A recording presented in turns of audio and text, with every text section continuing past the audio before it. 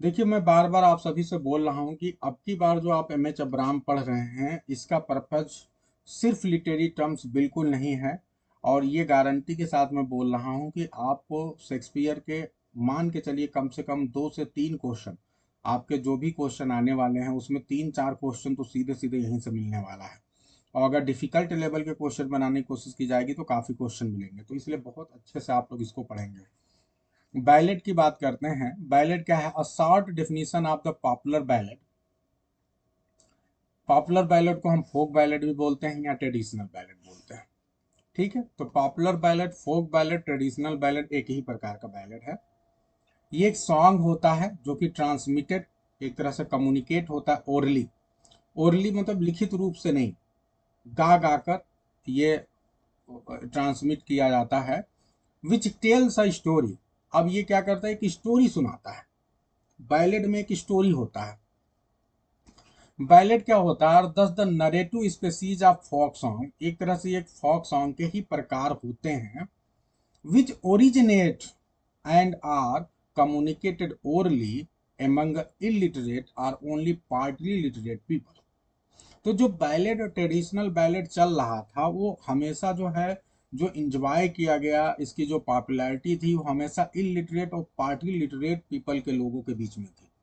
क्योंकि जो बैलेट पहले गाए जाते थे, अक्सर क्या था कि हमने, बहुत पहले की बात है, हमने देखा भी है कि गाँवों में जब होता था, किसी का शादी ब्याह होता था या कोई बढ़िया प्रोग्राम करवाते थे लोग, तो कुछ लोग अपने ढोलक लेके आते थे और आल्हा और उदल के जो है प्रसंग जो है उसको गाते थे।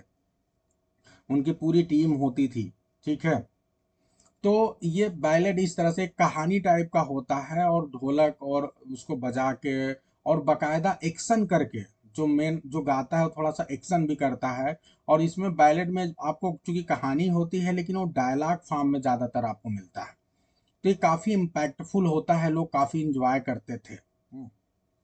और इसको लिटरेट पीपल, इलिटरेट पीपल ही आराम से इसको समझ जाते थे, इलिटरेट पीपल। ठीक है, उन्हीं के बीच में पॉपुलर था। In all probability, the initial version of a ballad was composed by a single author। जो इनिशियल वर्जन था बैलेड का, वो अक्सर कंपोज होता था सिंगल आथर के द्वारा। शुरुआत में किसी ने इसे कंपोज किया, मान लो ऐसा हुआ। फिर क्या होता था? But he or she is unknown. लेकिन ऐसा पर्सन हमेशा अननोन होता था, मतलब जो किसी व्यक्ति ने, मान लो बैलेड कोई आया, तो निश्चित रूप से बात है कि इसको किसी ने, व्यक्ति ने इसे कंपोज किया होगा। लेकिन इसके कंपोजर आज हमें पता नहीं है, जो ट्रेडिशनल बैलेड होते हैं, तो इनके हमेशा अननोन होते हैं writer. And since each singer who learns and repeats an oral ballad is apt to introduce changing in both the text and tune.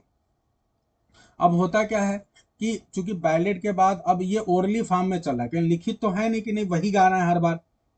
तो अब गा रहे हैं, तो मान लो दूसरा व्यक्ति गाया, तो उसे ये लगा कि यार इसमें एक शब्द बदल दे तो बड़ा अच्छा लगेगा, तो उसने बदल दिया।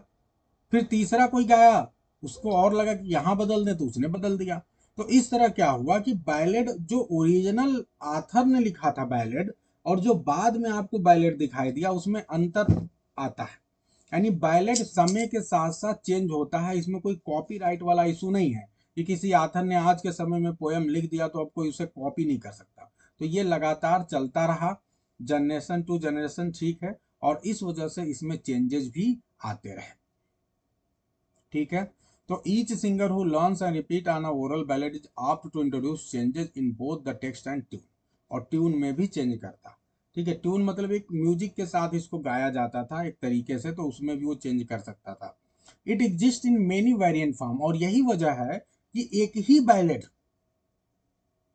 अलग अलग तरीके से अलग अलग क्षेत्र में गाया जाता है। ठीक है, एक ही बैलेड के अलग अलग रूप हो सकते हैं, ये बात है भाई। Typically the popular ballad is dramatic. जो पॉपुलर बैलेड आपको नॉर्मली है, उसके कैरेक्टरिस्टिक को देखें तो ड्रामेटिक होता है, कंडेंस्ड होता है, रिपीटेड ज्यादा चीजें नहीं होती हैं, और इम्पर्सनल होता है। बिल्कुल, जो व्यक्ति गा रहा है, जो राइटर है, उसके जीवन से इसका कोई मतलब नहीं है। ये बात ध्यान देना, तो इम्पर्सनल होता है, ये बहुत बड़ी इसकी इंपॉर्टेंस है। The narrator begins with the climactic episode tells the story tersely in action.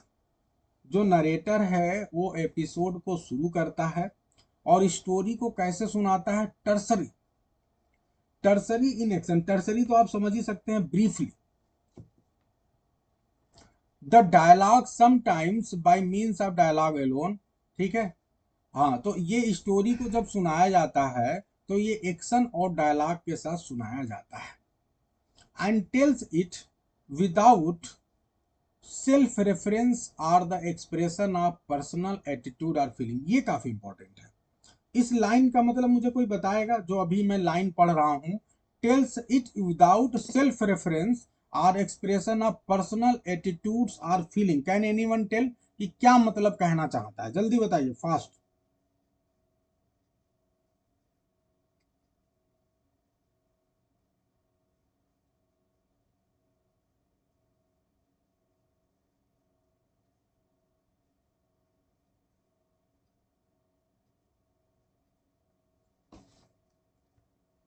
अच्छा, ऑब्जेक्टिव है, ठीक है, विदाउट सेल्फ इन्वॉल्वमेंट, बिल्कुल सही स्मिता। तो ये जो सेल्फ रेफरेंस की बात हो रही कि कोई सेल्फ रेफरेंस नहीं आएगा, या फिर कोई ऐसा एक्सप्रेशन नहीं आएगा जो कि पर्सनल एटीट्यूड या फीलिंग को दिखाता है, ठीक है। अपना अपने को नहीं घुसाना है भैया इसमें, बिल्कुल भी। इसीलिए तो इसे इम्पर्सनल बोला जाता है। और यहाँ पे एक वर्ड है क्लाइमैक्टिक, ये प्यारा वर्ड है। क्लाइमैक्टिक एपिसोड का मतलब क्या हुआ कि ये जो एपिसोड है वो सीरीज ऑफ एपिसोड चलेगा, सीरीज ऑफ इवेंट्स।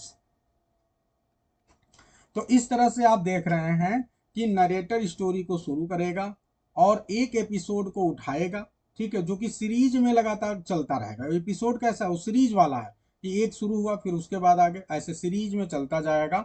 और स्टोरी को बहुत ही ब्रीफली एक्शन और डायलॉग के साथ सुनाया जाता है। कई बार एक्शन ना भी करें लेकिन डायलॉग जरूरी है। And tells is without self reference और एक्सप्रेशन ऑफ पर्सनल एटीट्यूड और फीलिंग, और कोई भी अपनी पर्सनल फीलिंग को उसमें इन्वॉल्व नहीं करना है। तो ये आपने देखा कि एम एच अब्राम जी बता रहे हैं, इसको बहुत ध्यान समझना है। और आगे बढ़ते हैं। अब ये वाला स्टैंजा बहुत इंपॉर्टेंट है। हालांकि जब हम स्टैंजा फॉर्म पढ़ रहे थे तो वहां पे इस चीज को कर चुके हैं, तो एक तरह से आपके लिए डबल रिवीजन हो रहा है कि the most common stanza form, जो स्टैंजा फॉर्म बैलेट के लिए यूज किया जाता है उसे हम बैलेट स्टैंजा बोलते हैं। और ये अक्सर क्वार्टरेन होता है, यानी 4 लाइन की स्टैंजा होती है। और इसकी विशेषता क्या होती है कि in the alternate 4 and 3 lines, ठीक है, 4 and 3 लाइन आपको मिलती है। Usually only the second and fourth line rhyme. मतलब ये 4 and 3 लाइन का मतलब क्या हुआ, टेट्रामीटर एंड ट्राईमीटर में मिलता है। किस में मिलता है, ये जो बायलेट स्टैंजा है या तो टेट्रामीटर में होगा या फिर ट्राईमीटर, मतलब ये दोनों मिलते हैं आपको मिलके, आपको अच्छे से बताया गया। तो टेट्रामीटर और ट्राईमीटर से मिला होता है क्वार्टरेन, ठीक है। अब वो फुट कोई भी यूज हो सकता है। इसके अलावा second and fourth stanza rhyme करते हैं। तो अगर देखा जाए second and fourth stanza rhyme करने का मतलब ए बी सी बी होगा।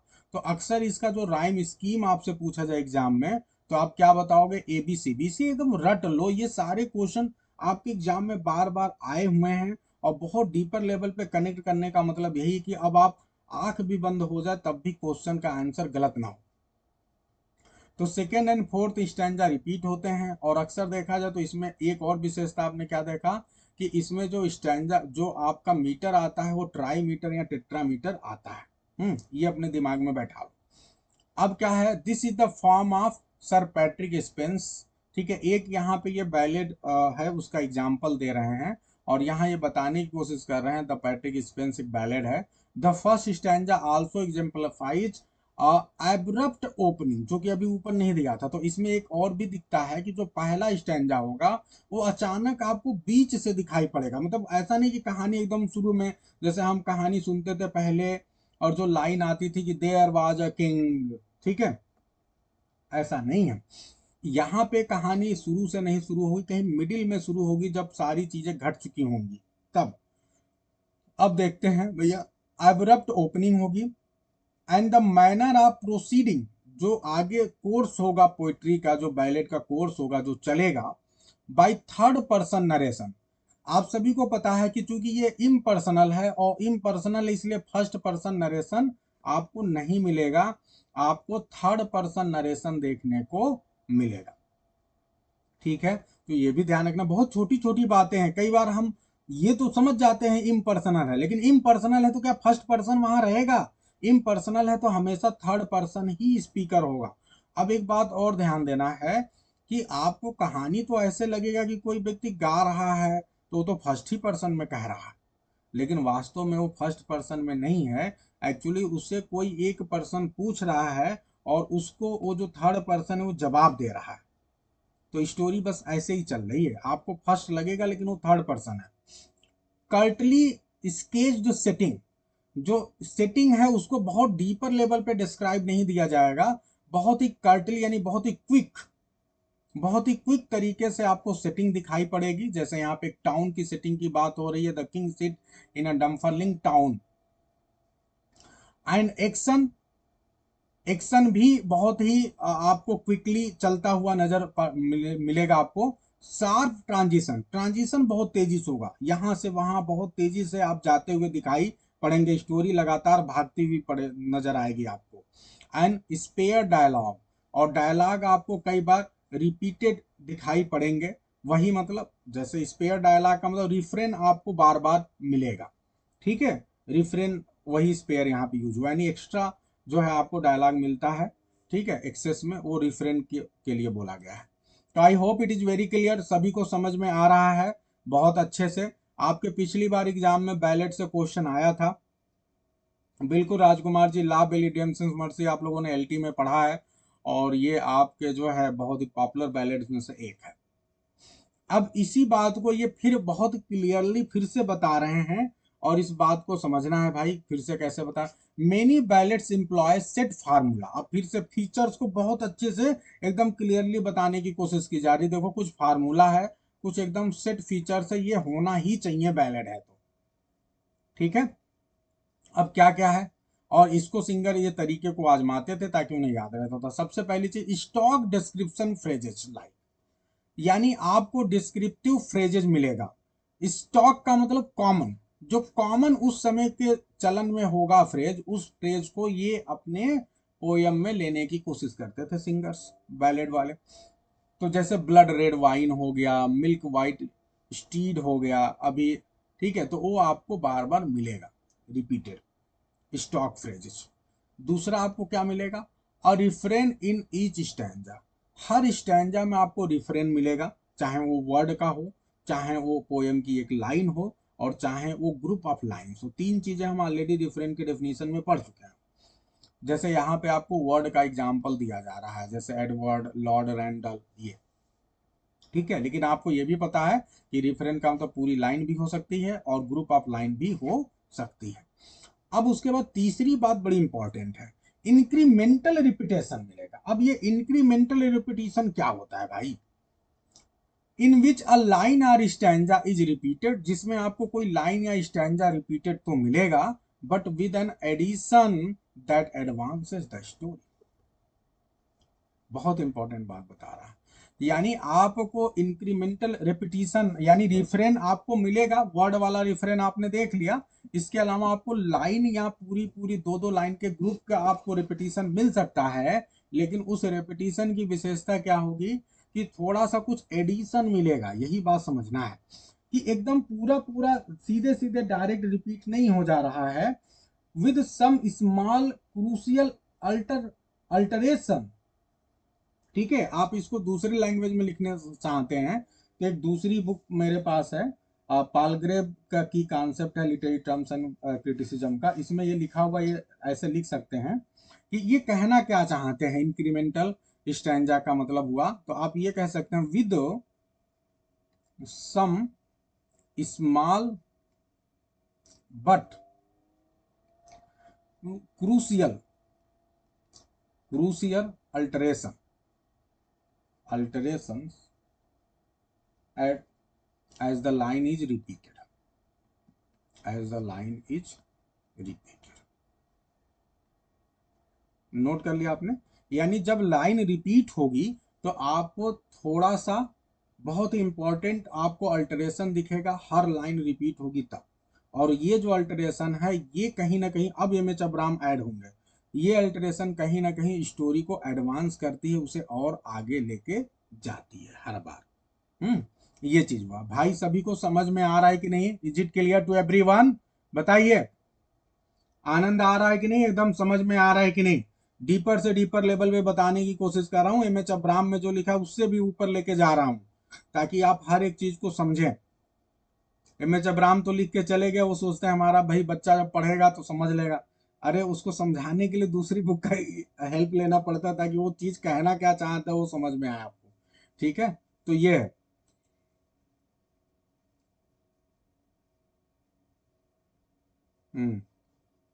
बिल्कुल बिल्कुल। चलिए, तो अब आप लोग इसे याद रहना, इंक्रीमेंटल का मतलब सीधे समझो, इंक्रीमेंटल मतलब इंक्रीज करने, सॉरी इंक्रीज करने वाली लाइन से, यानी जो उसको और आगे करे, एडवांस करे, आगे लेके जाए। चलिए, अब हमने सब कुछ पढ़ लिया है बहुत आसान भाषा में। अब देखते हैं, although many traditional ballad probably originated in later middle ages. Middle age में आपके बैलेट ज्यादातर ओरिजिनेट हुए, यानी 14th सेंचुरी के लेट की बात हो रही है। दे वर नॉट कलेक्टेड, ये कलेक्ट नहीं किए गए, प्रिंट नहीं किए गए अंटिल द 18th सेंचुरी। बहुत इंपॉर्टेंट बात समझना है, यानी इनको प्रिंट कराने का प्रयास नहीं किया गया, इनको किसी ने कलेक्ट नहीं किया, प्रिंट नहीं किया। और 18th सेंचुरी तक बैलेट केवल ऑरल फॉर्म में ही चल रहा था। कितनी बड़ी बात है, यानी बैलेट पॉपुलर भी था और गुप्त, और सोचो गायब भी नहीं हुआ। 18th सेंचुरी तक बैलेट चलता रहा, फेमस रहा, लेकिन ये जो है गायब नहीं हुआ, एक्सटिंक्ट नहीं हुआ। बिल्कुल बिल्कुल गुलाब जी, क्वेश्चन आ चुका है आपके एग्जाम में, और ये अलग अलग 2013 में आया है, शायद आप भूल गए। 2021 में भी जो पिछला पेपर हुआ उसमें भी बैलेट का क्वेश्चन आया था, और इस तरह से दिया था कि ज्यादातर लोगों ने गलत कर दिया था बैलेट को। पिछली बार ये स्टेटमेंट टाइप का क्वेश्चन बैलेट से पूछा गया था, और ज्यादातर लोगों ने क्वेश्चन को गलत कर दिया था, क्योंकि उस चीज को समझ ही नहीं पाए लोग, ज्यादातर लोग। आप लोग ईमानदारी से बताइएगा, आप में से कितना लोगों ने ये बैलेट का क्वेश्चन सही सही किया था? जो पिछली बार 2021 में बैलेट का क्वेश्चन आया था, कितने लोगों ने ईमानदारी से बताइए सही सही किया था? हाँ, स्मिता कह रही है 2021 वाला नहीं समझ पाया था। स्मिता ये बताइए, अभी आपको 2021 वाला समझ में आया कि नहीं? क्योंकि जितना मैं बता चुका हूँ इतने सही था वो। बताइए अभी। देखो, तो ये चीज है भाई समझना।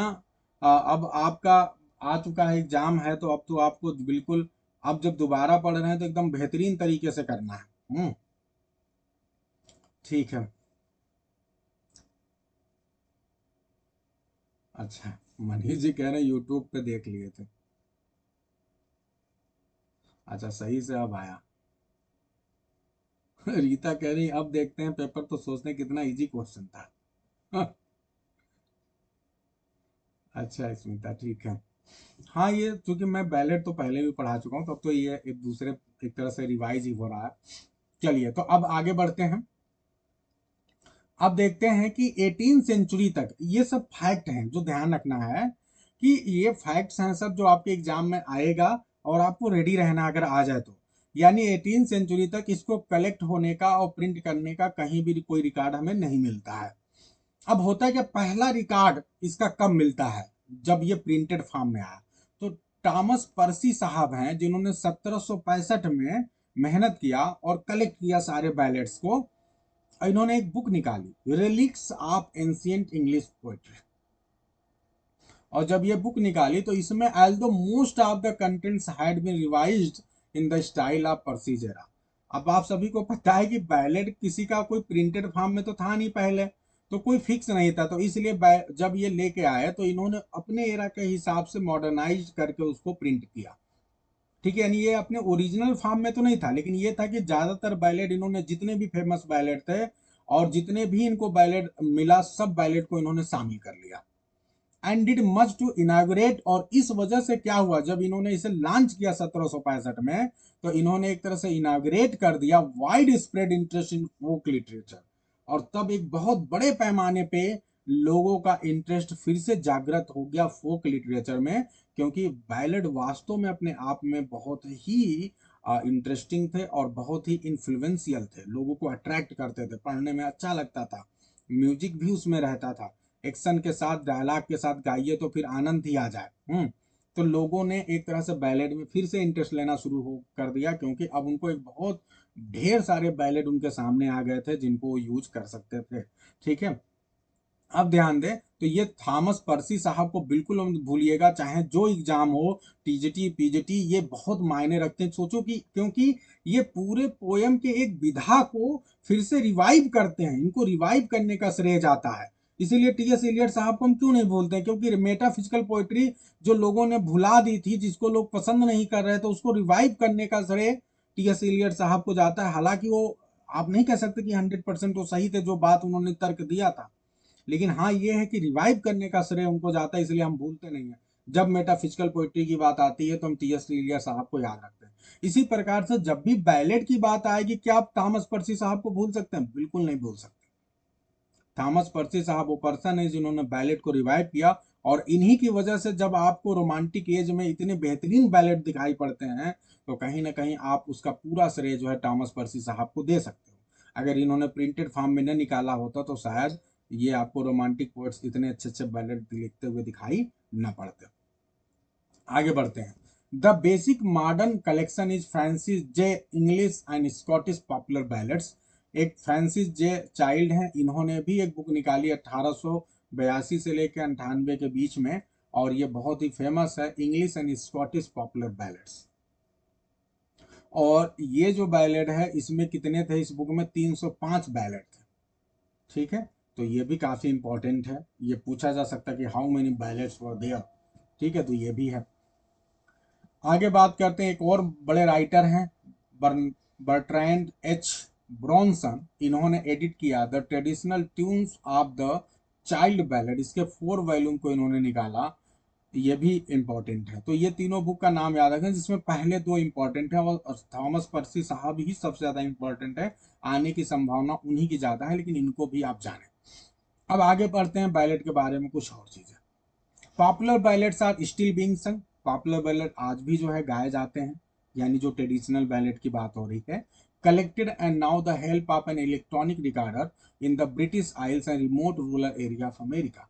ये कह रहे हैं कि भैया ये जो बैलेट हैं ये अभी भी गाए जाते हैं, और अभी का मतलब जब ये भैया पर्सन एम एच अब्राहम साहब लिख रहे हैं, जब आज से 50-100 साल पहले की बात कर सकते हो, 50 साल। ठीक है, अब ये कह रहे हैं कि ये इतना पॉपुलर हुआ कि लोगों ने इसे इलेक्ट्रॉनिक रिकॉर्डर, टेप रिकॉर्डर में इसको रिकॉर्ड कर लिया। ठीक है, और जब वो ब्रिटिश आइल्स पे जाते हैं, ब्रिटेन के द्वीप में जाते हैं, या अमेरिका के रूरल एरिया में जब जाते थे, तो ये उनके इंटरटेनमेंट का एक साधन था। जैसे आप लोग को याद होगा, आज तो यूट्यूब का जमाना आ गया, लेकिन जब यूट्यूब का जमाना नहीं था, इंटरनेट का जमाना नहीं था, तो हम अपने इंटरटेनमेंट के लिए क्या करते थे? हम लोग अपने साथ एक टेप रिकॉर्डर रखते थे। अक्सर लोगों को आप देखोगे पुराने समय में रेडियो लेके जा घूमते रहते थे। रेडियो, हर किसी के पास रेडियो अपने आप में बहुत बड़ी चीज मानी जाती थी जब टीवी नहीं था। डीवीडी छोड़ दो, उसको कहाँ कहाँ लेके, ये तो अभी अभी का फॉर्म आया है। तो रेडियो लोगों के पास होता था। फिर उसके बाद क्या आया, एक टेप रिकॉर्डर आया। टेप रिकॉर्डर में कैसेट्स होते थे, और उस कैसेट को आप लगा के जो है रील रील उसमें होती थी, रील चलती थी, और बहुत छोटे छोटे टेप रिकॉर्डर आते थे जिसमें आप लगाइए और कोई भी रिकॉर्डिंग जो है आप सुन लीजिए। तो अक्सर क्या होता था, छोटे पे मुझे याद है कि हम लोगों ने बहुत ज़्यादा टेप रिकॉर्डर का यूज किया था कि गाने वगैरह सुनने के लिए, मूवीज वगैरह के लिए। उस समय मूवी भी पूरी पूरी रिकॉर्ड हो जाती थी, गाने पूरे रिकॉर्ड हो जाते थे। तो जो हमारे पसंद के गाने होते थे, उन गानों को हम रिकॉर्ड करवा लेते थे और उसको सुना करते थे। तो ये ट्रेंड चलता था, वो पास टाइम एक बेहतर था। तो उसी प्रकार से जो है बैलेट्स इतने पॉपुलर हुए कि लोग इनको जो है अपना जो है टेप रिकॉर्डर में रिकॉर्ड करके और ले जाते थे, दूर दूर जब जाते थे तो अपना खाली समय में इसको सुनते थे। बहुत ही बेहतरीन भाई। To the songs that early settlers brought. और ये कह रहे हैं कि ये ऐसे सॉन्ग थे जिनको अर्ली सेटलर, जैसे यहाँ पे थोड़ा सा कोलोनाइजेशन का जिक्र आ रहा है, थोड़ा समझना है।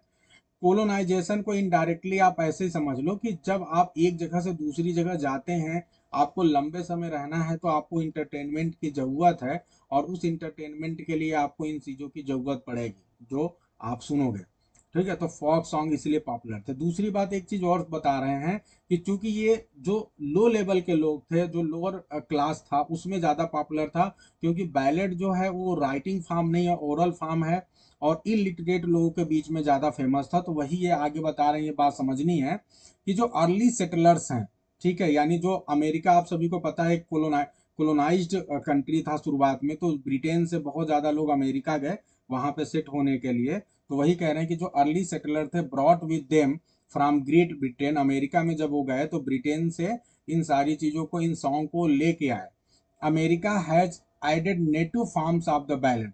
अब ये कह रहे हैं अमेरिका ने जो है बैलेड में और भी कुछ नेटिव सॉन्ग को ऐड किया है, सच एज सॉन्ग दो सॉन्ग्स बाई लंबर जैक से, बहुत अच्छे अच्छे, ध्यान देना है, cowboys, labourers and social protester. तो कह रहे हैं कि अमेरिका में भी, जब अमेरिका में लोग आए तो उन लोगों ने भी वो आए और उसके बाद जो वहाँ पे लोकल लोग रहते थे उन लोगों ने भी इन सॉन्ग्स में कुछ नए सॉन्ग्स ऐड किए। वो कौन से लोग थे जिन्होंने नए सॉन्ग्स ऐड किए? तो ये ध्यान दो, ये लंबर जैक समझते हैं आप लोग क्या है? ये कौन होते हैं भाई? ये वुड कटर्स होते हैं, ऐसे लोग जो पेड़ों को काटते हैं और काटने के बाद उनके लॉग्स बनाते हैं, वो बेच देते हैं, तो उनको हम बोलते हैं। ठीक है, तो इन लोगों ने क्या किया भैया, ये लोग भी गाना गाते थे, इन लोग के पास कोई और साधन नहीं था, तो ये पेड़ को काट रहे हैं, गाना गा रहे हैं। काउ बॉयस आप समझ रहे हैं, दिन भर जो है भेड़ बकरियों को लेके, गायों को लेके, ठीक है, कैटल्स को लेके घूम रहे हैं, तो कैटल मैन को हम बोलते हैं काउ बॉयज। ये लोग घूम रहे हैं तो इनके पास कोई इंटरटेनमेंट का साधन नहीं था, ये लोग गाना गाया करते थे, खाली बैठे रहते थे। तो ऐसा नहीं था इलिटरेट थे तो कुछ नहीं, इलिटरेट थे तो अपने तरीके से फोक सॉन्ग गाते थे, इन्होंने खुद क्रिएट किया और इनके भी फोक सॉन्ग जो है ऐड हुए। फिर लेबरर्स लोग हैं, ये लोग अपना काम करते थे, गाते थे। जो सोशल प्रोटेस्टर हैं, ये लोग फोक सॉन्ग में अपने सॉन्ग को बनाते थे। और इस तरह से जो है आप कह सकते हैं कि इसमें जो है अमेरिका के नेटिव लोगों ने भी कुछ ऐड किया सॉन्ग्स। ठीक है, क्लियर है सभी को? तो अब ये लाइन शायद आप लोग अच्छे से समझ सकें कि जब अमेरिका में जो गए थे ब्रिटेन के लोग, तो ये लोग अपने साथ जो है बैलेट को लेके गए थे, ये सत्य बात है। लेकिन to the songs that early settler brought, जो ये लोग लेके आए, ब्रिटेन के लोग अमेरिका में सॉन्ग लेके आए, उसमें अमेरिका के जो नेटिव लोग थे, जो ब्लैक इंडियन लोग थे, उन लोगों ने भी ऐड किया कुछ अपने नेटिव फॉर्म्स ऑफ बैलेट को। और वो ऐड करने वाले ये लोग थे, wood cutters, cattleman, labourers and social protester. शायद आप लोग को अब ये लाइन समझ में आ गई होगी। आगे बढ़ते हैं। A number of recent folk singers, अभी प्रेजेंटली आपको बहुत ढेर सारे रिसेंट फॉक सिंगर्स हैं, जैसे वुडी गुदरिन है, गुदरी हैं, बॉब डायलन है। और इसके अलावा बॉब डायलन को तो आप लोग भूलिएगा नहीं, ये इनको नोबेल प्राइज मिल चुका है। अब आप लोग बताएंगे कि इनको कब नोबेल प्राइज मिला है। ठीक है, ध्यान रखना है, बॉब डायलन को नोबेल प्राइज मिला है, आपको पूछ बताना है कब नोबेल प्राइज मिला है। ये एक बहुत अच्छे फोक सिंगर थे। And John Baez themselves compose ballad, इन लोगों ने भी बैलेड कंपोज किया जो फोक सिंगर थे। Most of this how such as,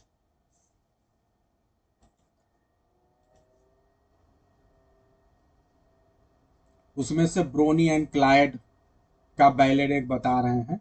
अब ये बोनी एंड क्लाइड का बैलेड क्या है? About a notorious gangster and his moll. अब ये मॉल क्या होता है आप लोगों ने अक्सर सुना होगा, हालांकि ये शब्द बोलने में थोड़ा अजीब लग रहा है कि ये मेरी, अब छोड़ दो मैं बोलूंगा नहीं। तो ये जो मॉल आप बोलते हैं, ये माल बोलिए या मॉल बोलिए, इसका मतलब क्या होता है? Female companion. अगर कोई गैंगस्टर है तो गैंगस्टर की, ठीक है, जो फीमेल कंपेनियन होगी उसे हम मॉल वर्ड उसके लिए यूज कर सकते हैं, करते हैं। ठीक है, जैसे अगर आप लोग को याद हो तो आप भूल गए हैं कि एक बहुत ही फेमस नावल लिखा गया था 18 सेंचुरी में, जो कि शुरुआती नावल्स में से एक कहलाता है, मॉल फ्लैंडरर। भूल गए आप लोग मॉल फ्लैंडरर?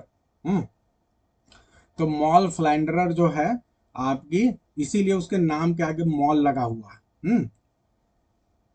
यस, तो याद रखना बिल्कुल, नैन्सी जैसे चार्ल्स डिकेंस में आपको मिलता है। बिल्कुल, तो याद रखना है भाई, ये बहुत छोटे छोटे वर्ड हैं लेकिन आपके काम के हैं। And closer to the journalistic, तो ये कह रहे हैं कि जो अभी प्रेजेंटली फोक सॉन्ग लिखे गए वो किस तरह से, किस तरह से हैं, तो एक बोनी एंड क्लाइड के हैं, जो लिखा गया है बैलेट। ठीक है, जो कि एक गैंगस्टर और उसके फीमेल कंपेनियन के बारे में, और किस तरह से है, तो जर्नलिस्टिक ब्रॉड साइड बैलेट की तरह है। ठीक है, then to the archaic and heroic mode of the popular ballad in Child collection. तो अब ध्यान दें, अब इन्होंने एक नया ऐड किया कि अभी वाले जो फॉक सिंगर हैं वो जो बैलेट लिख रहे हैं, उनका बैलेट ट्रेडिशनल स्टाइल वाला बैलेट नहीं है, वो थोड़ा सा अलग है। और ये कह रहे हैं कि वो बैलेट को आप ब्रॉड साइड बैलेट की तरफ बोल सकते हैं। तो अब हमारे सामने एक नया टर्म आया है, ब्रॉड साइड बैलेट। तो ये जान लेते हैं भाई ब्रॉड साइड बैलेट क्या है, आपके एग्जाम में आ सकता है। ब्रॉड साइड बैलेट क्या है? A ballad that was printed on one side of a single sheet. ठीक है, जब एक सिंगल सीट के एक तरफ जो है बैलेट जो छापा जाता है उसको ब्रॉड साइड बैलेट बोलते हैं। इसमें होता क्या था? Dealt with a current event or person or issue. वास्तव में ये करंट इशू या करंट पर्सन, उस समय की जो सिचुएशन चल रही है उस पे बेस करके होता था। करंट इवेंट या किसी करंट पर्सन या इशू पे बेस करके होता था। And was sung to a well known tune, और एक वेल नोन ट्यून के साथ इसे गाया जाता था। Beginning with the 16th century this broadsides were hawked, hawked मतलब सोल्ड, ये बेचा जाता था घूम घूम कर इन द स्ट्रीट और country fairs in great in Britain. तो ये भी जो है हॉग ब्रॉड साइड बैलेट जो है 16th सेंचुरी में पॉपुलर था, और उस समय से ये चल रहा था ब्रॉड साइड बैलेट। क्लियर है सभी को? ब्रॉड साइड बैलेट अक्सर आप लोग को न्यूज़पेपर में दिखाई पड़ेगा उसके एक पर्टिकुलर साइड में। ठीक है, तो ये आपका ब्रॉड साइड बैलेट हो गया। अब आगे बढ़ते हैं, एक दूसरा बैलेट है जिसे लिटरेरी बैलेट बोलते हैं। ठीक है, ये लिटरेरी बैलेट क्या होता है ये समझ लो। देखो, अगर हम आपसे एक बेसिक डिफरेंस, क्या मुझे कोई बता सकता है भैया? अभी हम पहले डेफिनेशन पढ़ते हैं, फिर आप लोग सोचिए, मुझे बताइए क्या बेसिक डिफरेंस आप करोगे ट्रेडिशनल बैलेट में और लिटरेरी बैलेट में। जो ट्रेडिशनल बैलेट है इसने बहुत ज्यादा इन्फ्लुएंस किया था, ठीक है, पोइट्री, पूरी जो लिरिक पोइट्री है उसको देखा जाए, और वही है कि it has also in gendered the literary ballot. In gendered का मतलब क्या हुआ? जिसने जेंडर प्रदान किया, यानी जिसने एक तरह से क्रिएट किया, यानी एक तरह से क्रिएशन का श्रेय जो लिटरेरी बैलेट को जाता है वो आपका ट्रेडिशनल बैलेट को ही जाता है। ठीक है, ट्रेडिशनल बैलेट को ही एक तरह से फॉलो करते हुए आगे बढ़ा। Which is narrative poem. अब ये ट्रेडिशनल बैलेट है क्या? ये एक प्रकार से नरेटिव पोएम है, written in deliberate imitation of the form, language and spirit of the traditional ballad। ठीक है, तो ट्रेडिशनल बैलेट को फॉलो करते हुए उसके लैंग्वेज को, फॉर्म को, स्पिरिट को, कुछ भी ये छोड़ता नहीं है, डेलिबरेट इमिटेशन करता है नरेटिव स्टाइल में। ठीक है भाई, इतनी बातों में समझ में आ रहा है, इमिटेशन है, लेकिन अंतर क्या है अभी और पढ़ लेते हैं, देखें शायद अंतर मिल जाए। इन जर्मनी सब मेजर लिटरेरी बैलेट्स वर कंपोज। जर्मनी में कुछ जो है कुछ कंपोज किया गया था। अब ध्यान दें 18 सेंचुरी में कंपोज किया गया था, जैसे जीए बर्गर हैं साहब, इनका लेनोर है, जीए बर्जर साहब का लेनोर है, ये जो है आपका लेटर 18 सेंचुरी में छपा था। Soon became widely read and influential in English translation. ठीक है, बहुत ज्यादा फेमस हुआ था इंग्लैंड में भी। गोत और जो गेटे साहब हैं इनका जो है इरकॉन्ग, अजीब सा नाम है, ये भी जो है बड़ा फेमस था, इन्होंने लिखा था, ये भी एक बैलेड है। तो ये नाम याद रखना कि ये दो लोग हैं जो बड़े बड़े फेमस बैलेड लिखते हैं, इनको याद रखना है। ठीक है, ठीक है, इसमें तो अभी आपकी बात को कंसीडर करते हैं, देखते हैं, पहले पढ़ लें। अब इंग्लैंड में ध्यान दें तो जर्मनी में आपने देखा भाई, जर्मनी में दो राइटर हैं जो बैलेड लिखते हैं, बड़ा फेमस बैलेड लिखते हैं। एक तो बर्जर साहब है जिनका लेनोर है, और दूसरा गेटे साहब हैं जिनका ये बैलेड है, याद रखना है। इंग्लैंड में बैलेड देखो इसके बाद लिखा जाने लगा। लिटरेरी बैलेड की बात हो रही है, some of the best literary ballad जो कंपोज किए गए रोमांटिक पीरियड में, याद रखना। ये कॉलरिज साहब हैं जिनका राइम ऑफ द एंशिएंट मारिनर है, ये दुनिया का सबसे फेमस बैलेड माना जाता है, याद रखना है इसको। उसके बाद से जो है वाल्टर स्कॉट साहब हैं, इनका प्राउड मैसी है। कीट साहब का ये बैलेड भी बहुत ही फेमस है, ला बेली देम सेंस मर्सी। ये बहुत बड़ा नहीं है, राइम ऑफ द एंशिएंट मारिनर काफी बड़ा है। ठीक है, जो ट्रेडिशनल बैलेड था उससे भी काफी बड़ा है राइम ऑफ द एंशिएंट मारिनर। और उसके बाद आप वर्ड्सवर्थ साहब को कैसे भूल सकते हैं? वर्ड्सवर्थ साहब ने लिरिकल बैलेट लिखा है 1798 में, वर्ड्सवर्थ साहब ने, और इनका लिरिकल बैलेट तो बहुत ही फेमस था, आप सभी को पता है, वर्ड्सवर्थ बिगिंस। ठीक है, वी आर सेवन। ठीक है, वर्ड्सवर्थ साहब वी आर सेवन जो है लिखते हैं लिरिकल बैलेट में, बहुत ही फेमस पोएम है, आप सभी को पता है। By introducing a narrator as an agent and first person teller of story. और यहाँ पे पहली बार जो नरेटर है वो फर्स्ट पर्सन वाला है, कोई फर्स्ट पर्सन का पर्सन व्यक्ति है जो कि स्टोरी को लिख रहा है, बैलेट को गा रहा है। ठीक है, तो ये ध्यान देना है कि आपको फर्स्ट पर्सन का इंट्रोडक्शन जो पहली बार मिलता है वर्ड्सवर्थ साहब के समय मिलता है, और ये कहते हैं I met a little cottage girl, उसके बारे में बताते हैं। तो ये कई बार आपके एग्जाम में आ चुका है कि I met a little cottage girl, ये कहाँ पे आया है? तो ये VR7 में आया है। ये देखो, मैं आपकी टीजीटी तो ऐसे करा रहा हूँ भाई, VR7 में ये लाइन आया, we I met a little cottage girl. ये भी पूछता है कि कॉटेज गर्ल का जिक्र जो है कहाँ मिलता है, where do you find the description of little cottage girl? तो भैया VR7 में मिलता है। ये भी क्वेश्चन आ चुका है। ठीक है, बहुत बढ़िया बढ़िया चीजें आ रही हैं। ठीक है, ये कौन है? Which is probably one reason he called the collection lyrical. इन्होंने इसे लिरिकल क्यों कहा, आप लोग को समझ में आ गया। इसे इन्होंने लिरिकल इसलिए कहा क्योंकि ये जो पोयम लिखते हैं ये फर्स्ट पर्सन में लिखते हैं, और आप सभी को पता है कि लिरिक पोइट्री पर्सनल थी, और इसीलिए अगर लिरिकल बैलेड आप लिख रहे हैं तो इसका मतलब अगर बैलेड आप लिखें लेकिन वो लिरिक स्टाइल में लिखें, ठीक है, पर्सनल स्टाइल में लिखेंगे तो लिरिकल बैलेट कहलाएगा। बहुत सिंपल कॉन्सेप्ट है। तो अब ध्यान दें, लिटरेरी बैलेट क्या है, लिरिकल बैलेट क्या है, शायद अब आप लोग को बात समझ में आ रहा होगा। आगे बढ़ते हैं। कॉलरिज, हालांकि कॉलरिज साहब का भी पोएम लिरिकल बैलेट में ही है, लेकिन ये उसको फॉलो नहीं कर रहे हैं, क्योंकि Coleridge on the other hand of which the first version also applied in lyrical ballad opens with the abrupt and impersonal third person narration of the traditional ballad. लेकिन जो कॉलरिज साहब हैं ये इम्पर्सनल, ये पर्सनल नहीं लिखते हैं, ये थर्ड पर्सन ही फॉलो करते हैं। ठीक है, तो ये भी आपको ध्यान रखना है। तो वर्ड्सवर्थ साहब को भाई नाम देना था, वो इसके मेन राइटर थे, ज्यादातर पोयम उन्हीं की थी। आप सभी को पता है कि 19 पोयम तो वर्ड्सवर्थ साहब की थी, तो उनको लगा तो उन्होंने लिखकर दे दिया। हाँ, अब उनके ज्यादातर पोयम तो भाई फर्स्ट पर्सन में है, इनके पोयम आपके थर्ड पर्सन में, तो इनकी बात कौन सुनने वाला? तो ये है भाई। तो I hope it is very clear, सभी को समझ में आ गया। हमने बहुत अच्छे से बैलेड को किया। अब एक बात समझते हैं कि भैया ये ट्रेडिशनल बैलेड और जो आपका लिटरेरी बैलेड है उसमें बेसिक अंतर क्या है? तो सबसे पहला बेसिक अंतर यह है कि जो आपका ट्रेडिशनल बैलेड था वो कैसे चल रहा था, ओरल फॉर्म में चल रहा था। इस बैलेड की विशेषता क्या है कि ये रिटन फॉर्म में है, जो कि अभी स्मिता ने इस बात को बोला था। दूसरी एक महत्वपूर्ण बात क्या है, ये बात कोई नहीं बताया।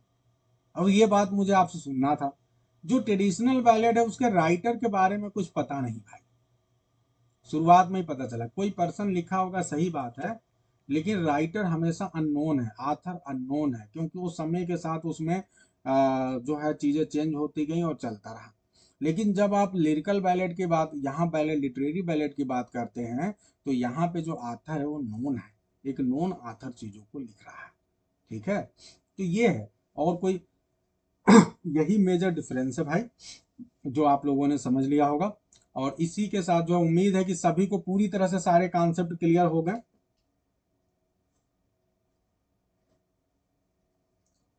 क्लियर है सभी को?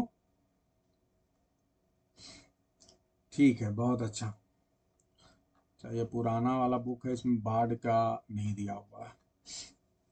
ठीक है, एक चीज और आप सभी को बताना था जो कि इस बुक में नहीं दिया हुआ, मैं पढ़ दे रहा हूँ। हालांकि आ, आप लोग को पता है एक वर्ड है बाढ़, जो इसी के तुरंत बाद था, जो कि इस बुक में नहीं दिया है।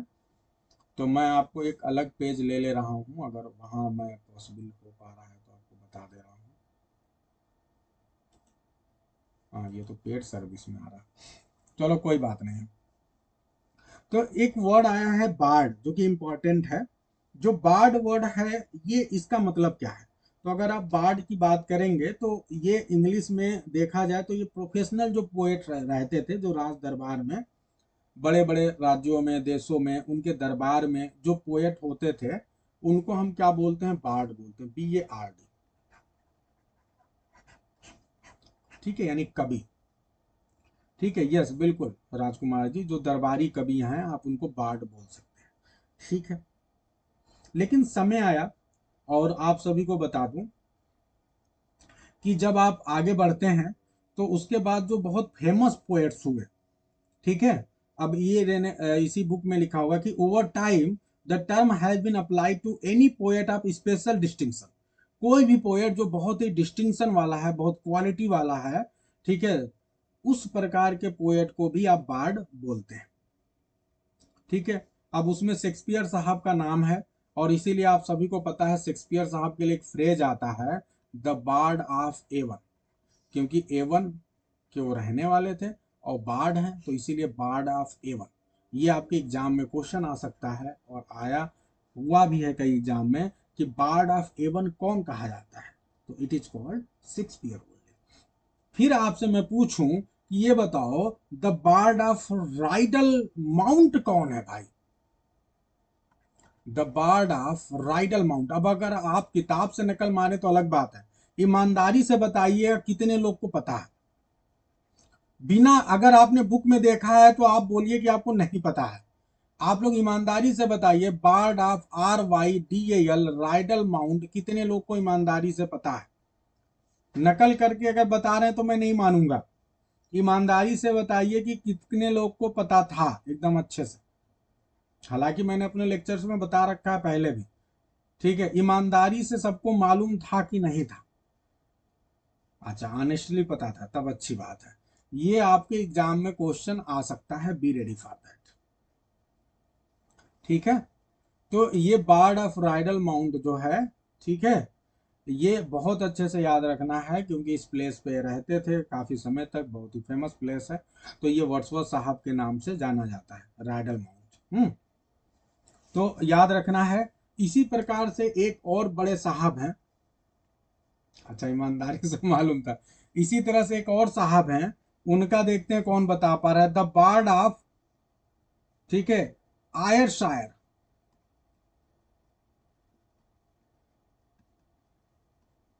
ठीक है, इसके बार्ड कौन है? तो ये बुक में दिखा हुआ है रॉबर्ट बर्न साहब।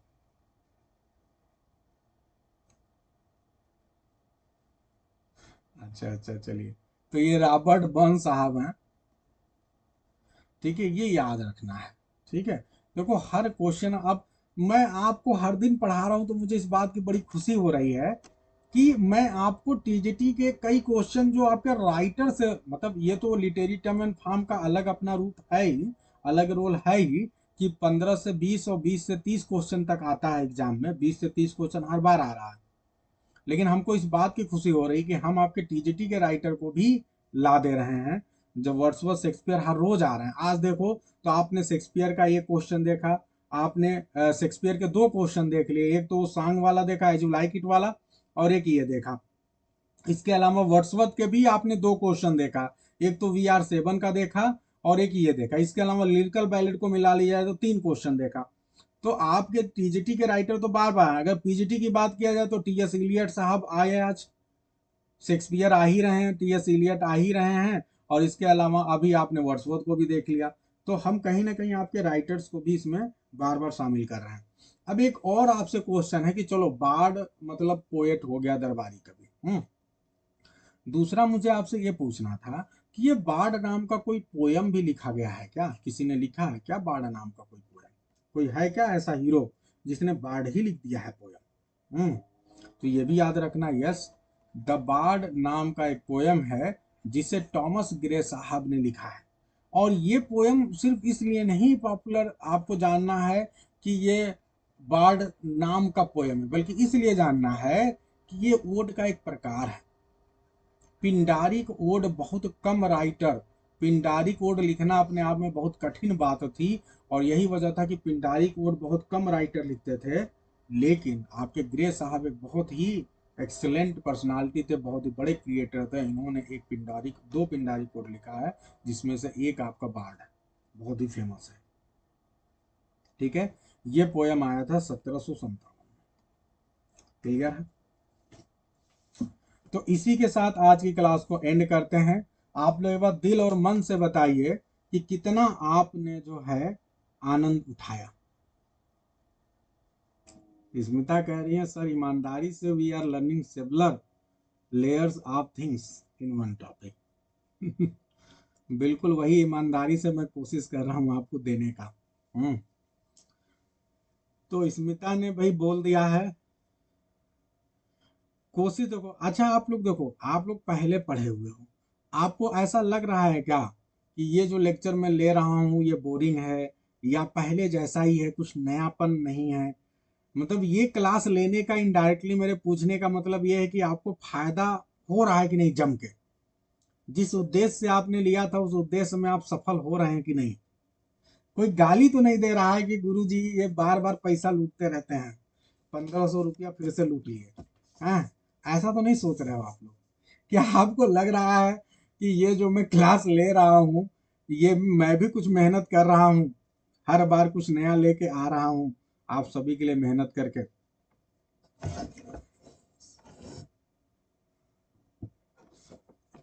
अच्छा, चलो बहुत अच्छा जी।